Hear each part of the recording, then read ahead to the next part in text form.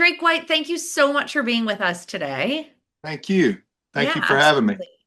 100%. So you performed at our station here in Philly, 92.5 XTU. We throw a big birthday bash every year. We call it our anniversary show. And that's where I first met you a few years ago. And I have been such a fan ever since. Just, I love your music. I think that you seem like a really great person. And I'm excited that you are now using your life experience to give back even more than you had before. Thank you. Thank you. Yeah, I've always enjoyed Philly and everything you know that I did up there was always good. I like the brotherly love and I can uh I can connect to that. So I do remember those days. It was a while Yeah. back. It was several years at this point. Yeah, and a lot has happened to you and for you in those years. So let's talk about the event that's coming up, your benefit for the brain, which is November 17th at the Ryman. It'll be you, Drake White, Riley Green, John Party, Cassie Ashton. It sounds like it's going to be an amazing night at the Ryman. Yeah. Um yeah, it's the ramen. If you've never been to the ramen, it's one of those places that kind of pulls everything out of you. You just kind of have to put the spirit into it, and there's just so much nostalgia, so much history there at that place. It's one of those venues like Red Rocks or something like that Hmm. that really it's just amazing. And this benefit for the brain, this is the second. We would like to do it annually. We skipped a year because of just a lot of stuff, but the benefit for the brain came about due to I had an AVM rupture on stage in Roanoke, Virginia. An AVM is an arteriovenous malformation, which is a water veins and arteries that was in the right side of my brain that formed in the embryonic stage. And there was a very, very slim chance, a 2% chance of it rupturing. And due to my singing style, the pushing and just pushing past the point of normalcy, I guess, it ruptured, causing me to be paralyzed on my left side. So this night is about, me and my wife had to fight through that at 34, had to relearn how to walk, had to relearn how to kind of rebuild our business. The music industry was kept zooming. The pandemic happened. And man, I just realized what mental health actually meant. I realized what proximity is power, man. What people being around me that was breathing good air and good, good hope into me. So hope, peace, patience, kindness, love, all the fruits of the spirit. You know, I just really struggled really hard for a while, and I still have my struggles. But I wanted to. I told the good Lord that if I could get out of that and I could get back to a stage, that I would show people how to get back to their stage of Hmm. life, Hmm. how to get back to their families. And bottom line, it was a spiritual journey. And it was it's finding something to look forward to. And so I'm just trying to share and follow up and hold up my end of the deal of what I told God that I would do if He got me out of that hospital. And that's to love people and to share with them if they're going through some struggles, whether it be mentally, physically, or both, or with a family member, or a divorce, or whatever you're going through. This is how I tied the knot in the end of my rope and held on. Yeah, I mean, just amazing. So, your story reminds me a lot of that of Danny Thomas and how he built St. Jude Children's Research Hospital, which a lot of people at the time were like, "You're crazy," Yeah. And then he built that obviously into just an amazing organization and hospital that it is today. And the research that they do is unparalleled. Now, I'm not necessarily anticipating that that is what your benefit for the brain is going to turn into. Yeah. But I think making that promise, I mean, it says a lot about you, that you made it in that moment. And I think it says a lot about, even more about you, that you're following through with it. So, where exactly is the money going? So, who is this benefiting? And then let's talk a little bit more about exactly how you were affected, like what went on inside your head. So uh, I have a close connection with you and a similar situation because I'm friends with Leslie Goodell, who was Right. a longtime sports anchor and reporter here in the Philadelphia area, and her daughter was diagnosed with an AVM when she was young, and is learning to live with her disability from that as well. She's lost use of her left arm as well, and just has gone through so much, but Right. it's been remarkable watching them. And now I love that you two have found each other and you can kind of build the strength from each other. For sure. So the question, repeat your question one more time so I can, Yeah, the question. absolutely. So let's start with the benefit concert. Okay, so that's going to be happening at the Ryman on November 17th. So it's a benefit for the brain, but what exactly does that mean? Where is that Right. money going and who benefits What, from it? well, it's exactly that question. What does that mean? Mhm. What does it mean to mental health awareness has been such a trigger phrase, a Hollywood trigger phrase, if you will. And the last thing I want to do is have another benefit to raise. We raised about $250,000 2 years ago. And what are we raising that money for? Well, I've got three speakers. It's a musical night with me and Riley and John and Cassie, obviously. And that breaks up the monotony of what the people are saying. What is a brain injury? What is questions like what is sobriety? What is being your own advocate mean? What does pushing past the point of comfortability mean? So the people that are benefiting that I give the money to, I've benefited greatly from writing songs with veterans. Creative Vets is a great organization that helps veterans deal with PTSD. So they are recipients of some of the money. Make a Wish I've got a very dear kind of heart connection to Make a Wish Foundation because there was an instance where me and Randy Hauser took a picture with two kids and gave them their wish years ago, back 2017, 16, 17. And that picture, we took this picture with these two kids. One of them made it, one of them didn't. But we gave them that wish of a songwriting experience. And those kids, one of them didn't make it. And so Make a Wish is something that directly, as far as direct brain injury people, there's a lot of brain injury kids in Make a Wish, but that was another kind of big one. And the next one is so there's three: Creative Vets, Make a Wish, and we donate to my friend Ed Clay at CPI, which is Cellular Products Incorporated. He literally got tired of the Western way of medicine, and his mom um, battled cancer for a long time, and he went through the rigmarole of insurance and just got pulled around and watched how our system is. I'm not downing our system is fantastic, and a lot of doctors help save my life, but it is severely, severely broken. And it can help save your life, yes, but it can improve. And so CPI does stem cells and all kinds of research that it made me very nervous to go to Tijuana and get these stem cells. So I open up that conversation to people, alternative medicines, uh, microdosing, stuff like that, like these medicines that are helping heal the brain, these medicines that are helping heal the nervous system.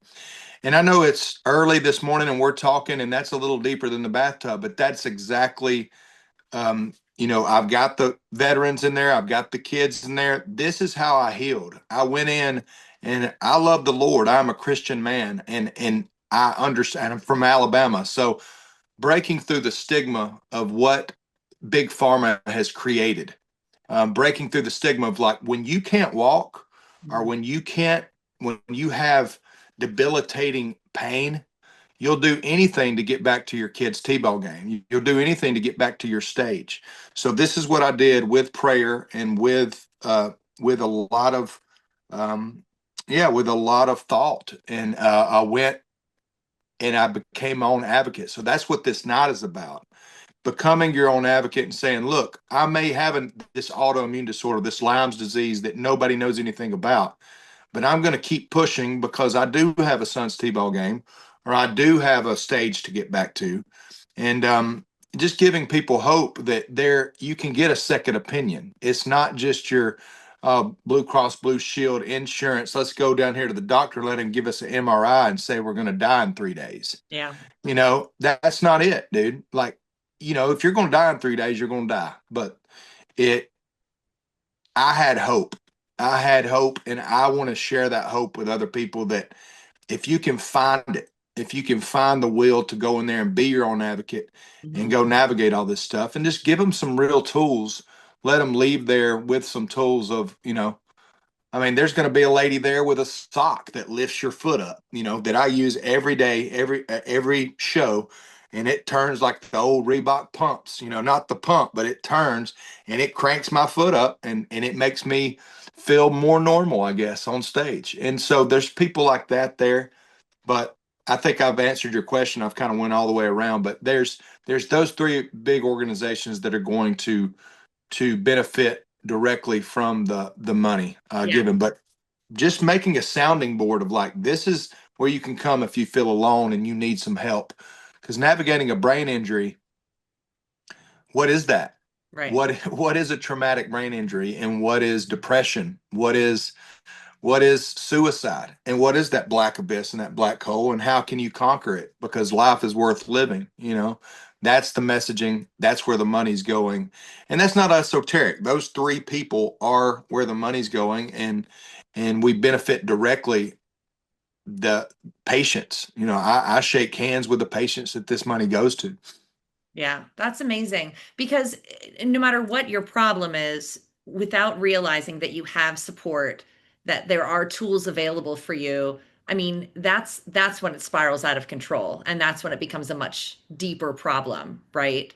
Yeah, So I think what you're doing is amazing and yeah, bringing attention to something that obviously needs it. And I love that it's that you have your hand in a couple different forms of help for people who are in yeah. this situation. Well, it's the nature of it. It's the nature of trauma, right? How does trauma affect you? You've got your traumas that nobody knows about, and the layer of the onion is maybe 2 layers thick, maybe 10 layers thick. But that trauma, it blocks your receptors to receiving things to allow you to heal from a knee injury or an elbow injury or a tennis injury or whatever you're into. Um, and it's about everybody faces trauma differently. Everybody goes through it differently. And I'm going to tell my story, and Riley and John and Cassie and all these human beings, as opposed to this kind of AI world that we live in, these human beings in a very human place like the Ryman are going to give their testimonies of like, man, it isn't life good. And I'll say this, I know I'm being long-winded, but that's just me. Um, you That's know, what this is for. This is your platform. the world will all be out there telling you that it is there's bombs over Gaza, this is a tough time, there's hate, there's a dictator, not whatever they're telling you.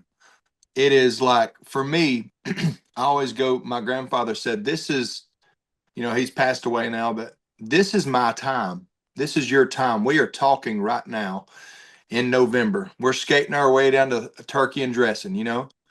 And this is my time. I've got a 2.5-year-old, and I refuse to let the world tell me that this is not a good time to be alive. This is our time. I'm 42 years old and I'm in my prime. This is my time. So I'm not going to go through life and go, well, if I would have just been born in 1965, look at the problems that they had then. Look at the problems, and it's all a ploy to sell milk and bread in the grocery store, and I'll grow my own milk and bread. I'll do my own thing, whatever it takes to go, you know what? I'm going to, I'm going to serve my maker. I'm going to raise my family. I'm going to, make my chicken noodle soup and my chili, and I'm going to have a good fall. And because this is my life, Yeah. that's what this night's about. Going and I'm not entitled. I'm very lucky and blessed to be where I'm from and who I am and have good parents and all that. And I know there's a lot of struggle in the world, but this is our time. This is the only time we get to be alive. I can tell you're a very introspective person. I mean, that comes out in your music. It comes out in everything that you're saying now. So I'm wondering how that AVM has changed you from the moment that you had that stroke on stage years ago. How have you changed, Drake? You know, when you pull up to somebody on the side of the road and you're in your car and you may be going to work in the morning and you're in Philly and you've got your makeup the way you like it and you've got everything's comfortable and you're about to be at work and there's a guy on the side of the road. Before I had that injury, I looked at that guy on the side of the road that was holding up the sign of please help. And I looked at him and I said, he probably needs to get a damn job. You know, that's, he looks pretty healthy to me. I wish he could.